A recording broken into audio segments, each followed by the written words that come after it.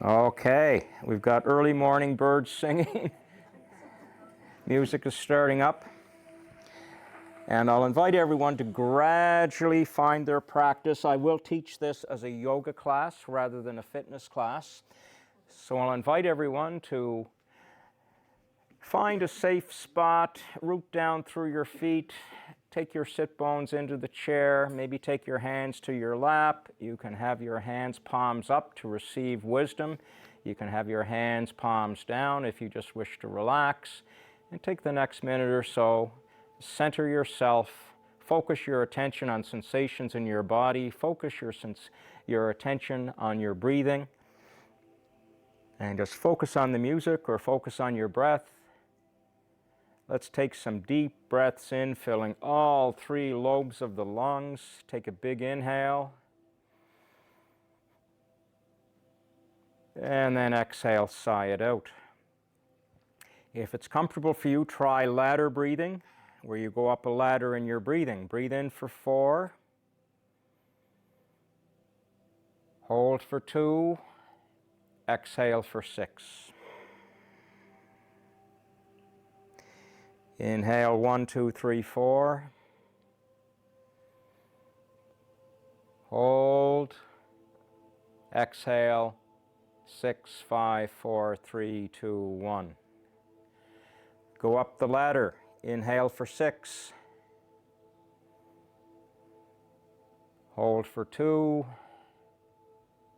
Exhale 8, 7, 6, 5, 4, 3, 2, 1. Let's do one more set. Inhale to 6, 2, 3, 4, 5, 6.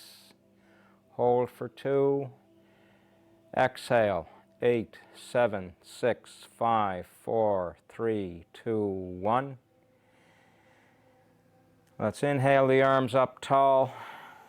Take an extra breath in, bring the fingers toward the ceiling, and then exhale, bring the hands to prayer, and exhale the hands to heart center. And then down. So we'll start very gently, working from the feet, building a foundation up. We'll work a little bit on rotation, mobility, and relaxation, all in the same practice. So let's start foundation. Our feet are our foundation. Lifting the feet, moving up and down, stretching the calves, the gastrocnemius muscle. This is also a great exercise for isolating the muscle on the side of the leg, the soleus muscle. I'll invite everyone, if it's available to them, to take their hands to the outside of their calves. You might have to come forward on your chair a little bit and feel that muscle contracting and lengthening. That's the soleus muscle on the side of your leg. It's a very difficult muscle to exercise in normal daily walking, but this particular activity of doing a gentle walk in your chair is a way to isolate and activate, compressing and lengthening the soleus muscle. After you've done a little walk with one leg at a time, try coming up and exhaling down. Now you're also activating the big calf muscle, the gastrocnemius, as you do this.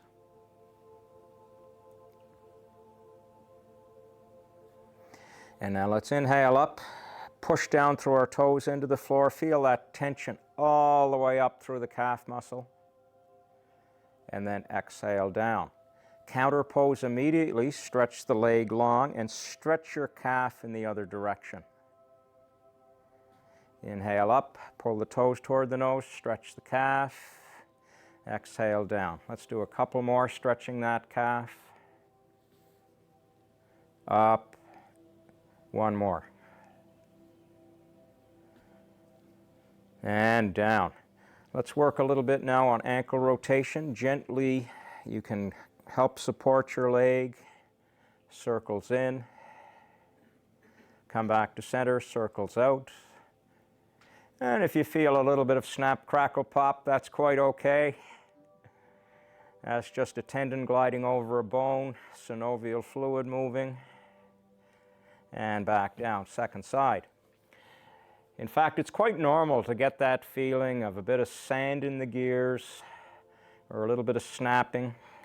That's just a little bit of impingement. If you do feel sharp shooting pain or a feeling of electricity in the joint, come back to neutral and put the leg down.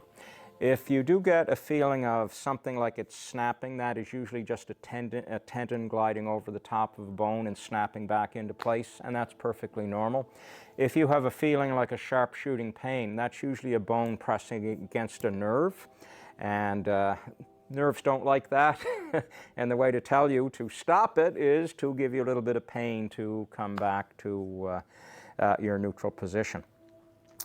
So let's work now. We're going to come on the forward edge of our chair, and we're going to do a little bit of twisting from side to side. Let's inhale the arms up tall, take an extra breath in, lift your shoulders toward the ceiling, and on an exhale, chair twist to your right. Bring your left hand across your right thigh, reaching for your right outer hip. Let's inhale back up, exhale second side. Inhale back up to center, and I'll invite you to do 2 or 3 more repetitions each side to the rhythm of your own breath. Inhaling on the way up with the arms, exhaling as you twist.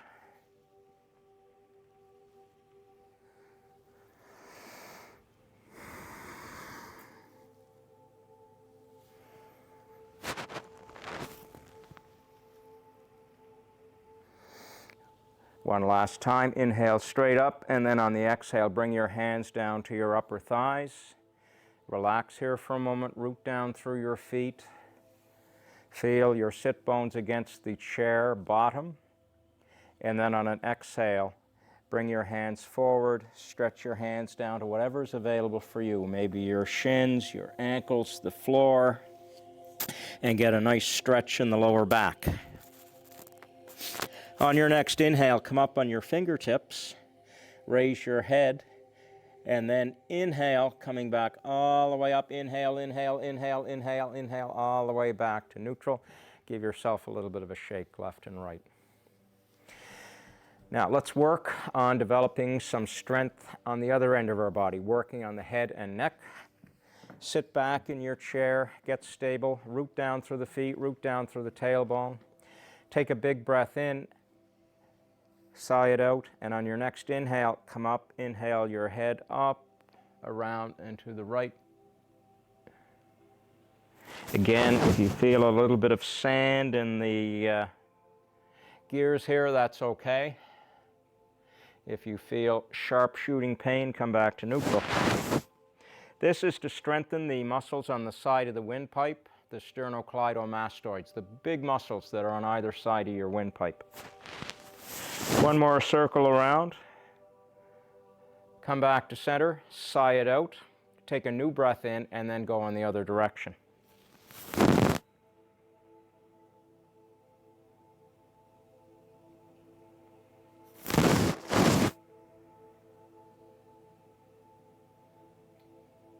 One more circle, come back to center.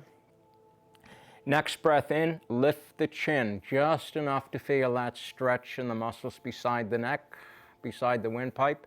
And then exhale, chin to chest. Now you're stretching the muscles on the side and the back of the neck, the mid-trapezoids and the rhomboids, the big triangular muscle where the neck joins the shoulders. And let's inhale up, exhale down 3 or 4 more times. This is a great exercise for strengthening the neck, particularly for people who spend long days at a computer keyboard or who spend long days behind a steering wheel. This particular exercise has many applications. I even taught it in a motorcycle yoga class 2 years ago in Sackville, where people were looking for an exercise to strengthen their neck with 6 to 8 hours on a motorcycle with that big helmet on their head, and looking for a bit of ways to strengthen their neck. And just come back up to neutral. The average human adult head weighs 6 to 8 pounds, depending on the size of the person, male, female, etc. And if you're riding a motorcycle with your neck at a 45-degree angle, you're actually going to have a lot more force going down through the 3rd and 4th cervical vertebrae of your neck, and your neck can get quite tired and sore. So if you engage in any sporting activities, like maybe trail bike riding, long distance bicycle riding, or even riding a motorcycle, you tend to get tired neck, sore neck very quickly. But this exercise, if you do it consistently, you can do it almost anywhere. You could even do it at a red stoplight in your car, as long as you're paying attention to when the light turns green. But it's an exercise you can do almost anywhere. And in fact, a lot of us do this type of exercise almost instinctively, where we start doing a little bit of a head rolls. Another one you can do, which I'll invite you to join me now, is doing little shoulder shrugs up and down, and then forward and back. And we had this discussion in the last class about shoulders. I'm a connoisseur of shoulder exercises.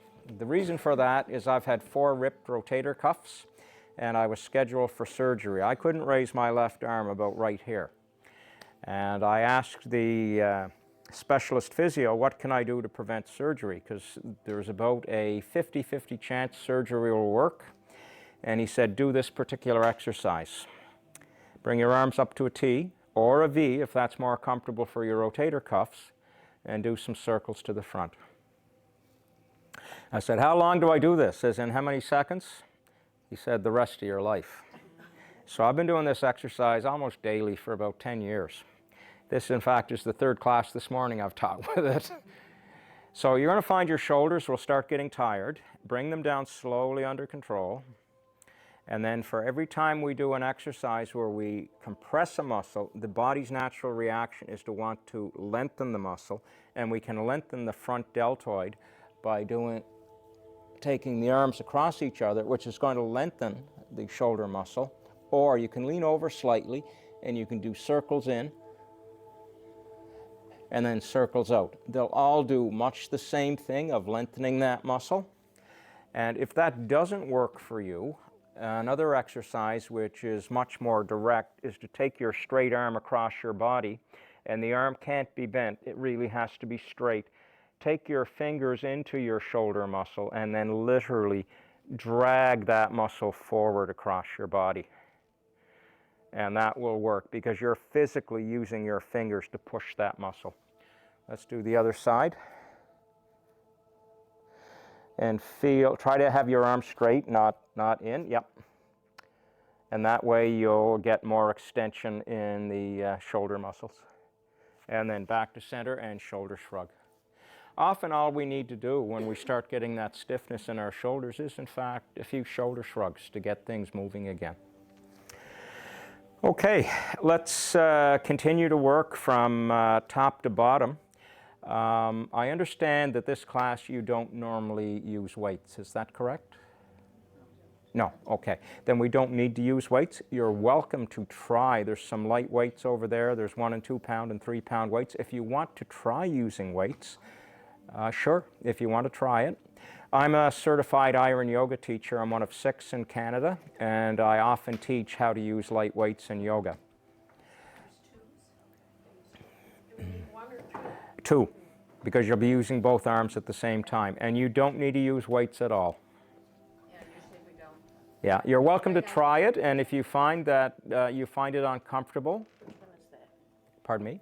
Oh, deltoid. Deltoid is on the front right here.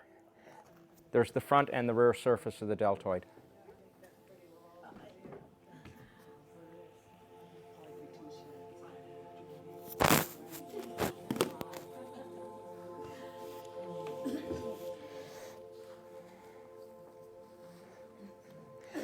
So we're going to do some arm raises to the front and then some arm raises to the side. And I just want to make everyone perfectly comfortable that this is your practice. If you find using weights is not for you, please put them down. Don't worry about the person in the chair beside you. Don't worry about what I might think. But most importantly, don't compare yourself to where you were 5, 10, 25 or more years ago. It's not a competition. It's just an opportunity to try a new fitness modality. That's all it is. So I'll invite everyone to, we'll work on developing a little bit more shoulder strength. Let's bring the weights to our lap, and on an inhale to a count of 5, lift the weight. 1, 2, 3, 4, 5. Just bring it up to shoulder level. Don't take it any higher. You should be able to see above your hand. And then exhale. 5, 4, 3, 2, 1. Second side, left arm moving. 1, 2, 3, 4, 5. Hold for a heartbeat. Exhale. 5, 4, 3, 2, 1. Both arms moving together. Inhale up. 1, 2, 3, 4, 5. Push your hands forward. Static peak isometric contraction. Hold here for another breath. Exhale back down under control. 5, 4, 3, 2, 1. Put the weights down in your lap for a moment. Shoulder shrug. And we are compressing the deltoid muscle, the shoulder muscle, when we're doing that, especially when we're doing an isometric. Isometric means you're not moving, an isometric contraction. Like this type of thing, it looks like you're doing nothing. Actually, there's a lot going on there when you're doing that. You've got the deltoid muscle compressing. You've got the supraspinatus tendon on top of the shoulder joint. There's 3 tendons that press in around the ball joint on the head of the humerus, the long arm bone. And in my case, I'm really trying to root down through my feet, down through my sit bones and my pelvis, and I'm pulling my belly button in at the same time. So even though it looks like I'm doing nothing, this is actually a compound isometric exercise. Okay, and to the degree you want to incorporate all those other muscle movements in your body, please do or don't. Like I said, it is very much your practice to what you're comfortable with. So let's do one more double arm raise to the front, and then we'll work to the side. Inhale up to a count of 1, 2, 3, 4, 5. Hold here, static peak isometric contraction. Exhale back down under control. 5, 4, 3, 2, 1. Shoulder shrug, release the tension. I'm a little confused on what you mean by isometric. Isometric, it means static. Push here? No, it's the idea that you're static. This when you're contracting. Now my bicep is contracting, and now I'm extending. That is an isotonic contraction, but when you're still, it's isometric. You may remember in the 1960s there was a coach, Tom Percival was his name. He was an Olympic coach, and he wrote a book on isometrics. I still have that book. I had it as a kid, and it was all about doing things like leaning in against the wall without moving to strengthen your shoulders, or keeping a high push-up position without moving. Things like that. It was the idea of using your body weight against something that's not moving, like a wall, like a chair, to help build. It was resistance training without movement. Like a lot of people in a gym are used to this kind of thing. In fact, a lot of people in a gym, when they're doing weights, all they're doing is using momentum to go up and down. This is why iron yoga is a bit different, because what you're teaching people is to make that muscle do its work very, very slowly.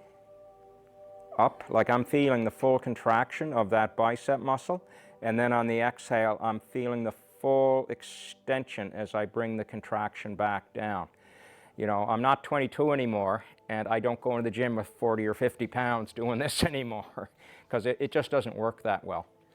But anytime you're doing resistance training with weight, you should try to do it as slowly as possible and taking advantage of the isometric static contractions, where you're simply using the weight of your arms against a surface like a wall, or perhaps even sitting in the chair when you're pulling your belly button in. You're still doing resistance training.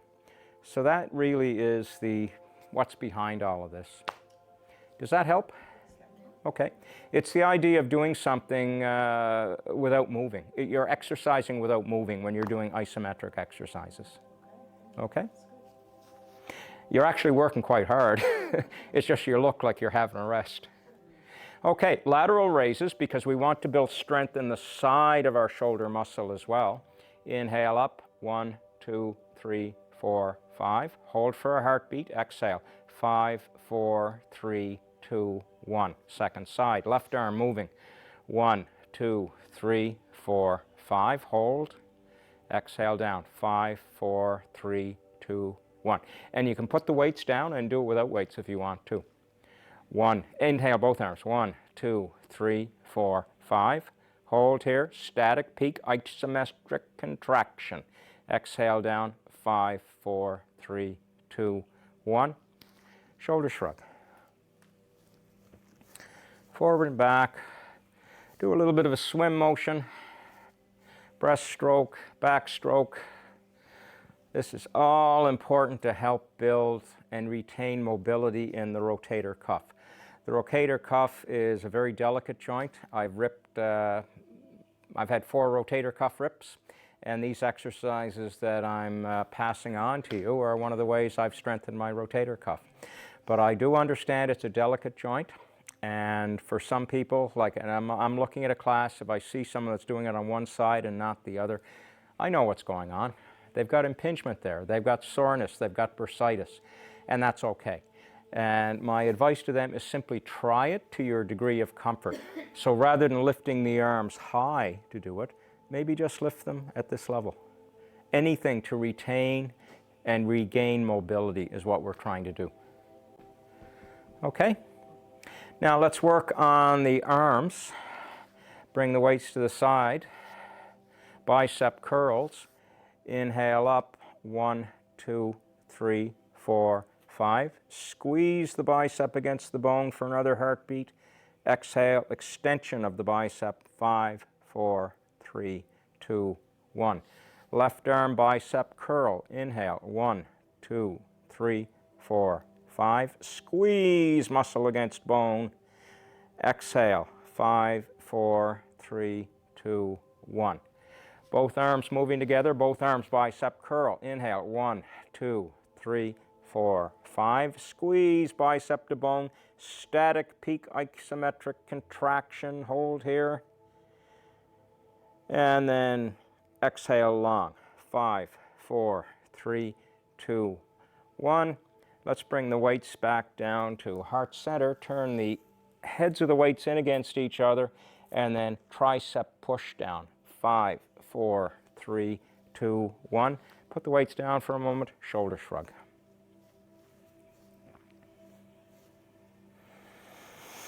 Okay, we'll do one more exercise from the chair with the weights, and then we'll concentrate on using the chair to do some twists. So, tricep kick back. That's the back of your arm. Right arm moving. Inhale. 1, 2, 3, 4, 5. Hold. Exhale. 5, 4, 3, 2, 1. Left arm moving. 1, 2, 3, 4, 5. Exhale. 5, 4, 3, 2, 1. Both arms together. Inhale. 1, 2, 3, 4, 5. Exhale. 5, 4, 3, 2, 1. And let's put the weights down. As far back as you're comfortable without feeling impingement in your shoulder. Okay? So let's work now on the spinal rotation. Let's inhale the arms up tall. Again, take an extra breath. Bring your fingers up toward the ceiling. And on the exhale, simple twist to your right. Inhale back up to center. Exhale, simple twist to your left. Inhale back up, and let's do 2 more each side, rhythm of your own breath.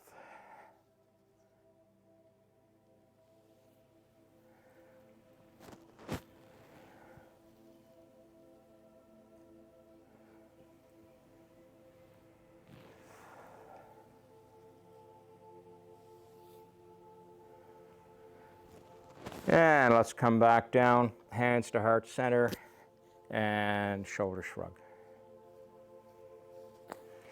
Okay, let's work now on developing a little bit of cross-body movement. We'll do bird dog. Bird dog can be a yoga and Pilates pose, and it can also be done from a chair. I'll move forward on my chair a little bit.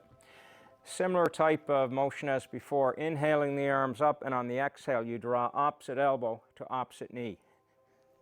And they don't need to hit, just the action of bringing them toward each other is enough.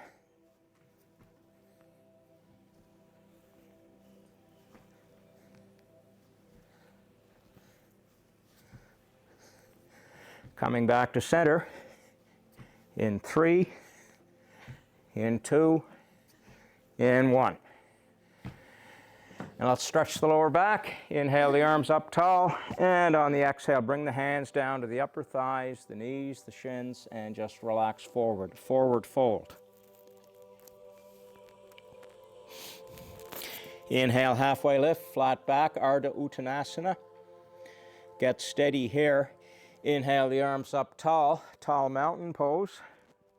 Bring the hands to prayer, hands to heart center, and then mountain pose from your chair. Okay. How about the warrior series from the chair? Have you done that before? Have you seen that? Okay. Let's turn sideways on our chairs. And step back, right side, warrior one. And it's up to you how you place your foot, wherever you're comfortable. You can have your foot with the toes curled, or you can have your foot straight back, whatever is most comfortable for you. You'll get more of a stretch, and I see a couple of you ladies, yep, that's great. Using the props to support your knee, because you want to be very stable in your front foot. And if you want, you can use a block underneath your bent knee as well. So let's inhale the arms up.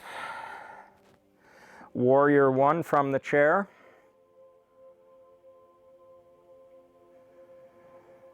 And then exhale, hands to heart center, back down, mountain pose. Let's rotate other side.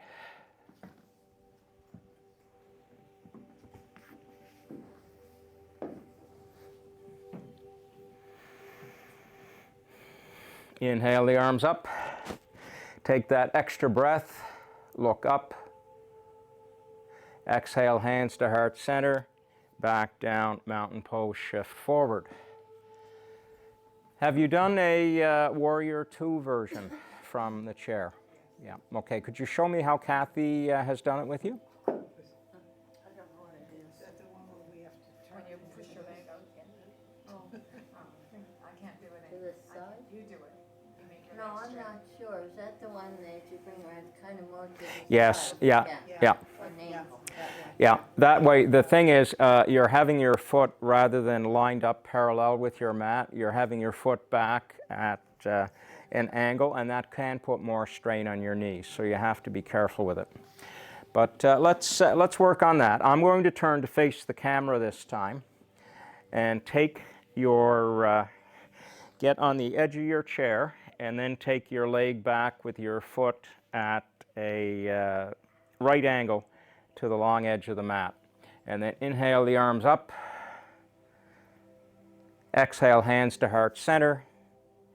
Turn your foot, your long leg, bring your knee forward to take the strain off your knee.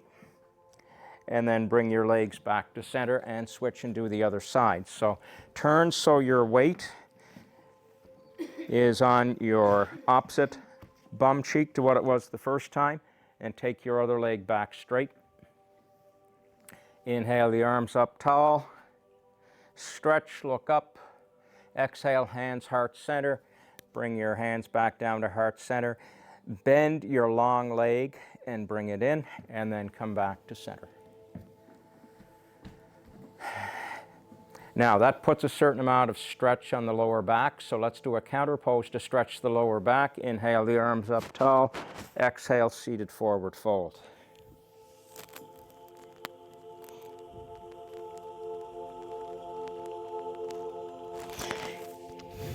Inhale up and the fingertips look up. Get steady. Inhale all the way back up, tall mountain. Prayer hands, heart center, mountain pose. Give the legs a little bit of a shake. Let's take the legs a little bit wider. We're going to do a modified version of frog pose, where we're going to get a little bit of work being done on our inner thighs. Try to turn the feet so the feet are pointed straight out, not at an angle, but straight.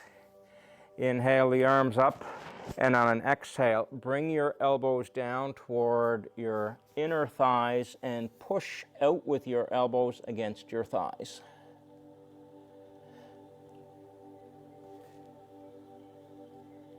One more breath in here. On the next exhale, take your elbows away from your inner thighs, take the tension off, come back up, hands to hearts.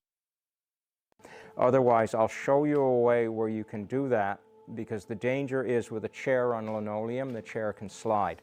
And that can become... That knee thing too. Okay. Put the knee and then stretch out that, whatever that was called. Yep.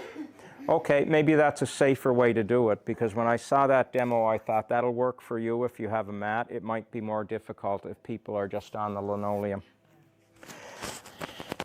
So another way to do that is to move your self to the right side of the chair with your left butt cheek on the chair, and then reach back, and we'll do essentially a modified high lunge from the chair. Yep, that's it. And inhale the arms up. And lean into your front leg.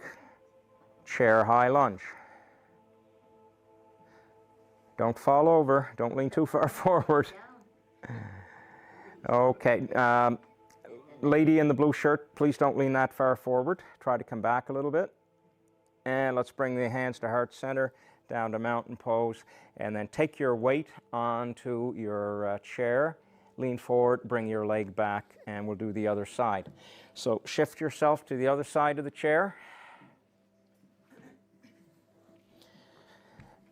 Get stable through the chair. Take your opposite leg back. We'll do high lunge on the opposite side. Inhale the arms up.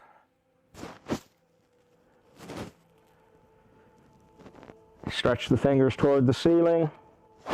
Exhale the hands to heart center. Bring the hands back to heart center. Shift your weight from the rear foot. Come back forward. Another way to do this, if you have a chair to support yourself, is to actually straddle the chair. But if you're going to do that where you're straddling the chair, it's best that you're on a mat. And you also have to be careful that you don't cramp something that you're sitting on, male or female. Yeah, yeah. However, we can do a lot of it from the side of the chairs, and it's safer sometimes if you don't have the ability to anchor your chair. Another thing you can do with your chair, and I'm going to be careful here to try to remain in the camera shot, is if you don't have a mat or a shag carpet that you can put your chair on, you can use your chair as a prop by holding on to your chair. You can inhale up, do a forward fold against your chair where you come down, and then you walk your feet in and out to the point where you get the maximum stretch in your lower back. Pardon me? We do that. Yep. You can also do it, we all have a great fitness tool in our kitchen counter. You can do this stuff against the kitchen counter, and it works really, really well. Because it's actually, kitchen counter for most people is a good height, and then you just move your feet in and out to the point where you feel that good healthy stretch in the lower back. And then I'll demonstrate how to come out of that safely. So I'm deep in the pose. I take a gentle bend in my knees. I take a half step in with each foot, and then I come up, inhaling all the way up, pushing from my arms on an inhale. That way I'm not going to hurt my knees, and there's less stress on the lower back. Okay? Any questions on that? So what other poses did Kathy do that you'd like to do today? The tree near the end. Okay. Yeah, and one leg. Okay, sure, okay.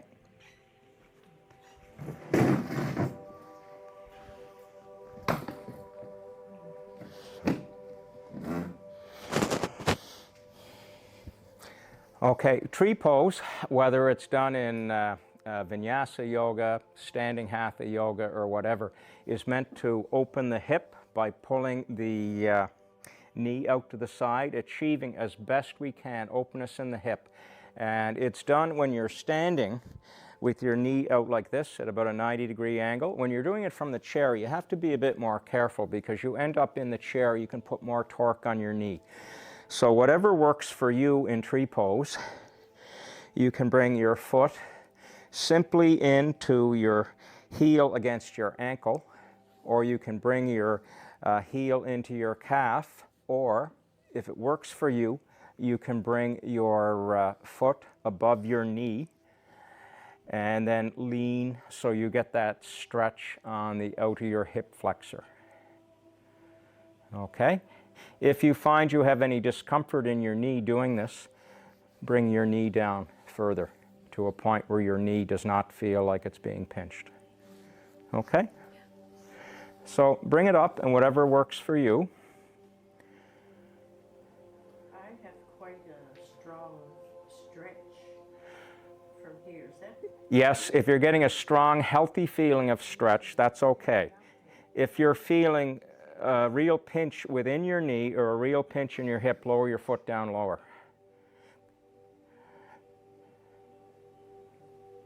Maybe it's just because it doesn't get stretched. That's possibly it, unless you're stretching that muscle and the iliotibial band, which is a strong fibrous band that runs from your hip right down to above your knee. If you're not stretching that fairly often, it will feel very intense. So that's why in doing this, lots of options. Try to have your foot turned out to the side, but then only bring your heel into what is comfortable for you. If it's not comfortable for you to bring your ankle above your knee, then only go up as far as what's comfortable for you, because what you're looking to achieve, pardon? We usually do it standing. Is it more difficult to do it or easier on the chair? Oh, I see what you're doing. So you're doing with the chair as a support. Yeah, okay, yep.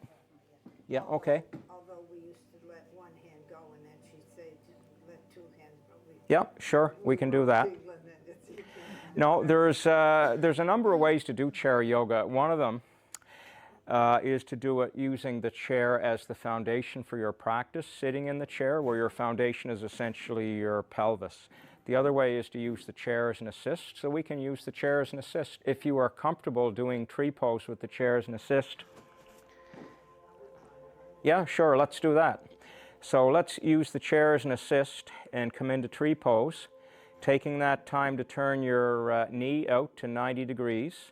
And then as you're comfortable, bringing the heel into your calf, or if it's comfortable for you, bring your foot up into your groin. Just don't put your heel on your knee.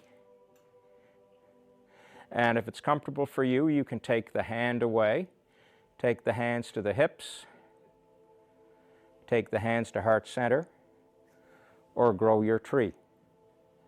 Or return your hand to your chair, whatever works for you. And what's important here is not how high up your foot goes, it's whether or not you're achieving that right angle between the forward part of your body looking forward and your knee out to the side. Because what this is it's a hip opener. Okay, to come out of it safely, hold your chair for support and then exhale, bring your knee back to center and exhale it down slowly. And then switch sides.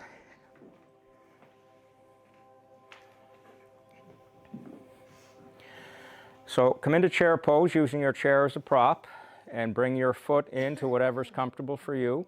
Your calf, or if you wish, bring it up into your groin if that's comfortable for you, but make sure that it's not directly on your knee. And then as you feel comfortable, take your hands away. Hands to your hips, hands to heart center, or grow your tree. What's that? Yes, yeah. Yeah.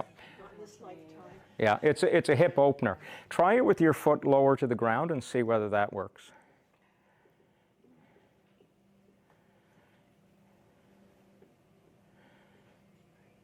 If you're feeling any discomfort in your knee or in your hip. It's in my groin.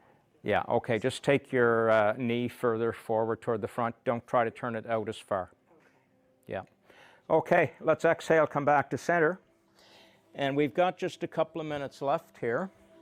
So what I like to do now is to help us end our practice with some relaxing yoga music. One of the people whose music I like to play is a local Nova Scotia singer-songwriter, Dave Carroll. He lives in Fall River. You may have heard of him.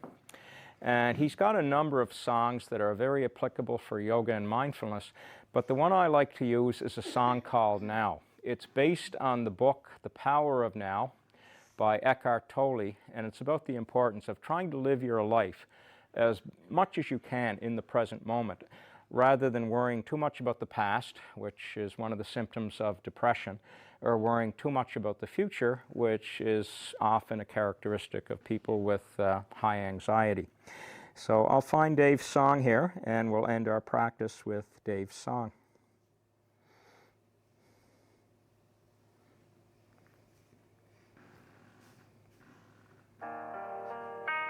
And relax, ground down through the feet, ground down through your seat, bring your back against the chair, and listen to the wisdom of the words in this song. So don't give up whatever you do. Surrender to moments, things as they are, from the gaps, catch-22s.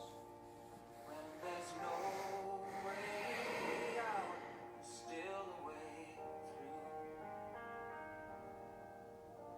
'Cause now's all there is, so peaceful and still. And now you don't worry about what's happened or what will.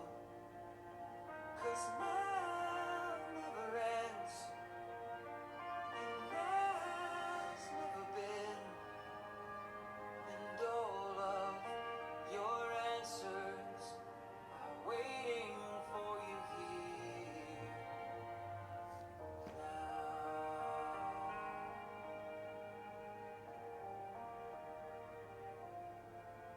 When your world stands tough and weighing you down, and you've had enough of this merry-go-round, and your resistance to walls you won't move, running through old deja vus. When there's no way out, there's still a way through. 'Cause now's all there is, so peaceful and still. And now you don't worry about what's happened or what will. 'Cause now never ends, and now's never been. And all of your answers are waiting for you here now. When you don't understand how things got so far away from all you planned, and your life it feels so hard in your fragile house of cards. Turn to your cornerstone when you're tired and feel alone, to find your way through.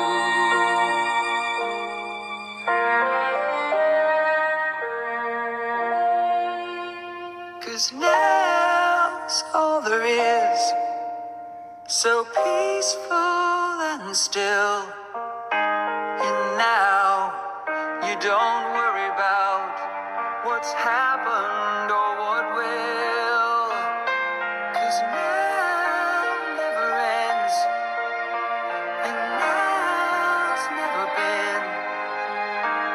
And all of your answers lie waiting for you here now.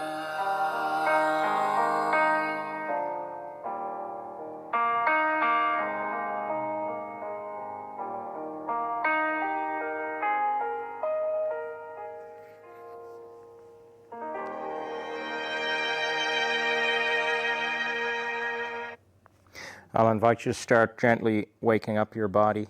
Wiggle your fingers and your toes. I'll invite everyone to bring their hands to Anjali Mudra.